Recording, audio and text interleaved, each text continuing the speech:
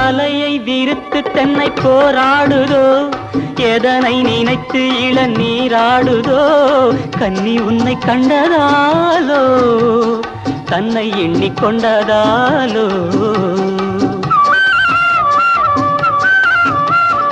இலைகள் மரத்துக்கென்ன மேலாடையோ இடையை மறைத்து கட்டும் நூலாடையோ கட்டிக்கொண்ட கள்வன் யாரோ கள்வனுக்கும் என்ன பேரோ இயற்கை என்னும் இளைய கன்னி